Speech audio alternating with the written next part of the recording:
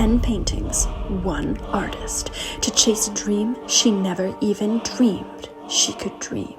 New techniques, unfamiliar subjects, animals and plants she's never painted before. Will they turn out irresistibly cute? Or will she face the dreaded brown blob? The clock is ticking. Can she complete them all before March 15th? Okay, so this is really exciting. Nicole sent me a sort of application form to get my art into a gallery, and you need like 10 samples of your work. Now, I've painted a lot of stuff, but since I feel like I've had a little bit of like an upgrade with my art style. So here, I'll actually show you. Taking a look at this elephant, which I still think is really, really beautiful, but if you take a look at this owl and these other pictures, I feel like there's more depth working with the light and the shadows, and it gives it more of a 3-dimensional effect. I still really love this elephant, but it does feel a little bit more 2-dimensional in comparison to my other works, my other more recent works. Also looking at this cow, I feel like it's just another level of depth, professionalism. So I really want to showcase that for my application. And so I want to make 10 pieces that I can bring to this gallery to apply with. So I'm really excited about that. So I already have these maybe 3 going on, and there's like a really good congruent theme. We have like purple. So I think I'm going to continue playing with like this purple color. I might want to call the exhibit Brenda and the Little Guys, and then do a bunch of little guys, and then have Brenda be like Brenda, the cow. And so it's kind of what I've been exploring with this. So I'm feeling for this project, my vision, and this is something I doodled while I was still living at the lodge. My vision is a dog with their head just like on the ground, and then them growing all the beautiful plants coming out of their hair, because it's kind of like a style thing that I really like to do, is just have like this plant life growing from them. And that's part of my Neep series as well, is these characters that have plant life growing off of them.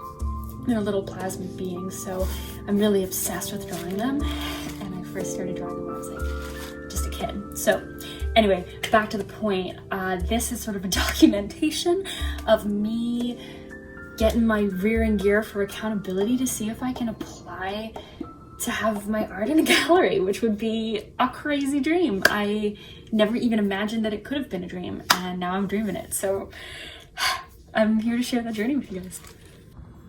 Every single time I pull out my paints, Queen Nana comes to bless the experience. The first thing I like to do before I start, just like any cookbook does, they get their spices in their little bowls. So the first thing I like to do is just get a bunch of my colors ready. So since a lot of my pieces are pretty purple, I'm pulling out some purples. I'm pulling out some purples. This nice guy, deep turquoise. Love that, love that. And some whites, and some very, very dark colors as well. Yeah, I'll grab a black. Good old Mars black. Ooh. Also this one's stunning. It's called Prussian blue. Nicole got me hooked on like expensive paint, and then I was like, oh my god. Wow, what a rush. What a rush. Game changer. So the first thing I'm gonna do, oh, Sun, no! Sun's after my magazines. These are my favorite magazines to collage with, and she is looking to destroy them. No, thank you. Ugh. She also loves to drink my paint water, which we cannot have. Anyway, so the first thing is it's important to get your canvas all ready. So some canvases already have primers. Sun is now scaling the couch. Some canvases already have primers, but and it's nice if you want to be like right in with it, right? Sometimes you're like, I just want to paint. I want to be ready. It's so nice to have pre-primed canvases, because sometimes you just want to like start painting and not do all that like tantric prep work. Sometimes you're just like, oh my god, I just need to let it out. So I like having pre-primed canvases for that. So I should definitely take a day and just pre-prime a bunch of them so that I can have these spontaneous fits of painting. So it's really good to do your sides first, because one thing I learned recently was it's important to work back to front. And when you work back to front, it's easier to kind of like keep your work clean and not have to like be so precise. Son, no. Son, look at this. It's trying to destroy. She's up to no good. She loves to destroy things. We taught her how to use the bell to ask for treats, and she rings it very, very sassily sometimes. And if you don't like answer right away, she'll like ring it again and be like. So I really like to start by painting the sides, because as we work our way on the canvas from back to front, we don't have to worry about going back and being super precise to finish the edges. When we start from the sides and then go to the back and then to the front, it makes it so much easier, it saves us so much time, and just makes a cleaner final product in the end. Oh no! Oh hot. Oh my god, that is so good. Must be embodying your queen energy, so I really didn't come over and beat you. Yeah, definitely. She's in the queendom. I feel like that would be such a natural sponsorship if I made these videos. I'm like, if you want to sponsor me and just. You should sponsored by Mayor Brown's. Oh my god, that'd be so good. And I think a big part of what I want to do is like abdicate the starving artist paradigm. Like that's something that I'm really interested in. And so I talk about it like all the friggin' time. Mm-hmm. I sent you an application for a gallery sign. Oh, Pooh, do you know why I'm painting right now? In the description of my, like in my intro to my video, I literally was like, Nick sent me an application for a gallery and I need 10 pieces to apply. So I'm, yeah. That's a great video idea. No, this is the video. I'm currently making it right now. Like, Oh my God, you're gonna be so famous. I'm literally making the video because I was like, wait a minute, Mommy Unami holds herself accountable by making it her content, whatever she wants to do. Yeah. And then people are like, you gonna do it? Wow. Because you're talking about it. It's kind of hard to like, you know, lie to like 1 million people, you know? So I'm like, okay, well, here I go. You know, and it's okay. Sometimes we make mistakes. Sometimes we don't accomplish things we set out to. But I really feel capable of painting 10 paintings before the deadline. Like, they're small paintings. I've already completed Brenda. I need 6 more. What's stopping me from painting 6 paintings before March? Only yourself. Only myself at this point. Only my ego telling me that I'm not worthy of pleasure. So worthy. Thank you! I am worthy of making art and being a full-time artist. And, like, so are you. Yeah, you're absolutely right. Bright-eyed, bushy-tailed person on the other side of this camera screen. Oh. Oh. You deserve to get fried chicken nuggets, poutine, and paint things. With lots of gravy. When you can celebrate the artists in your life, when they're like making money, when they're like doing what they love, and being witnessed and celebrated by people, when you really like love them for that, then that's you. Then it's yours. And so like, that's one thing I love about Stu and 1000. They admire everyone in their community. They're like, yes. Like, they uplift each other. They collaborate. And that's the kind of artist I want to be. And a lot of people were like, oh, art is so competitive. Oh, music is so competitive. And I'm like, don't tell me that. I'm here to collaborate with you or nothing at all. You know? And that's the energy of CBC. All right, so for this little paint blob section, I usually just put a couple colors. For this, I'm doing a little pink, a little bit of white, a little dark blue, and a deep purple. And sometimes I mix them, but I also like to keep them in their original color as well, so that I get these cool like fade effects. So I just dab it with my tissue paper until I get the constellation I like. Now, the cool thing about acrylic is that it dries really quickly. So here at first, as you can tell, it's just this brown blob. It's not super cute, but I just start with the general shape and then I work my way up with the light and the dark.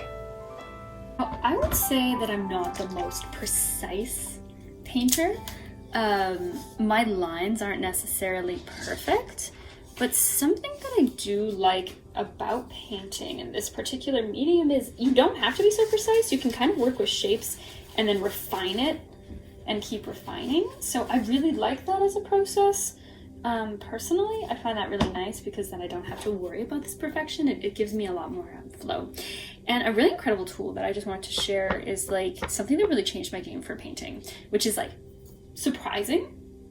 I started working with Procreate, and that really helped me because it really helped me feel a little bit less anxious about trying new things. One thing that I've never really painted before is a dog, which is wild. I've been really obsessed with birds lately, but dogs I've drawn beans a couple times, but I actually have not painted really any dogs.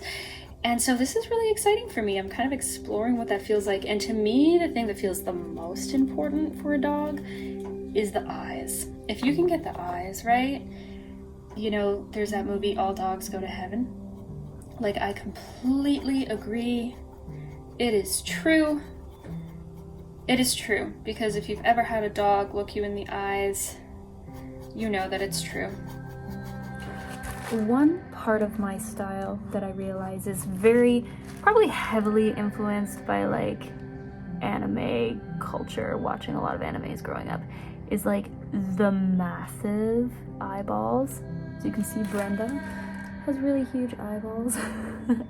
So I really love big eyeballs, the big baby eyeballs. I just find eyes have so much, like, I draw a lot of my characters with these massive eyes. It kind of captures like this innocence to it.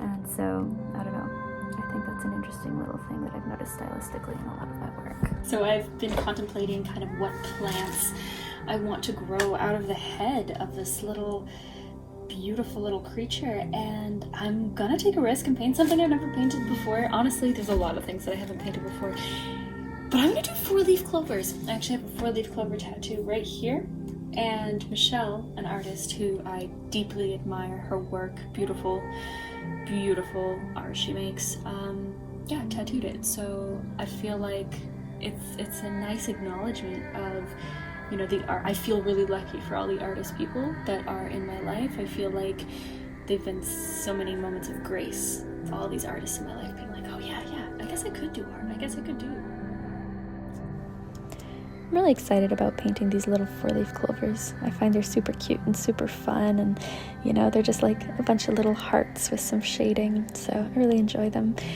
Also, I find that's a nice way to honor the Irish part of my heritage. I feel like because I live in Canada, it's much easier to connect to the Acadian and the Mi'kmaq side on my father's side, just because the land itself carries a lot of wisdom, and so it can be easier to unlock that connection here versus I've never been to Ireland, so maybe one day I'll go there. Also, my great-grandma Joan on my mother's side, she was so good at finding 4-leaf clovers wherever she went, so this feels like a good way to honor her spirit. I got a little necklace for her when I was very young. I gifted it to her, but then when she passed, she gifted it to her daughter.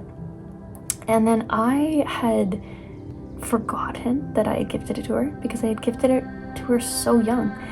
And then years later, I saw the necklace on my grandmother, and I was like, what a beautiful necklace. And she said, well, you can have it. It was Grandma Jones. And I was like, oh, I don't want to take this beautiful, you know, piece that Grandma Joan gave you. You know, it's a beautiful memory. And she's like, well, you know who gave it to Grandma Joan? And I was like, who? And she said, you. And I was like, oh, I didn't even remember. So it was an heirloom that I started. And so that's a fun little story I like to tell about my 4-leaf clover. And so I'm really happy to be painting them right now. All right, we've got the final shots here. I love it so much. It took me a while to get this nose right. I am so happy it didn't turn into a cow nose or a pig nose. I really I really tried. It's giving never-ending story. It's giving lucky pup. Oh,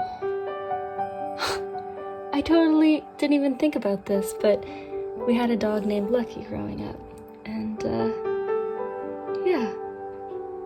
This was about his coloring. He was a golden retriever and a beagle. Wow. Thank you so much for watching. Let me know what you think of the painting, if you have any questions, and also if you have any suggestions for what other animals I should add to my little mini series. Hope you have a good day.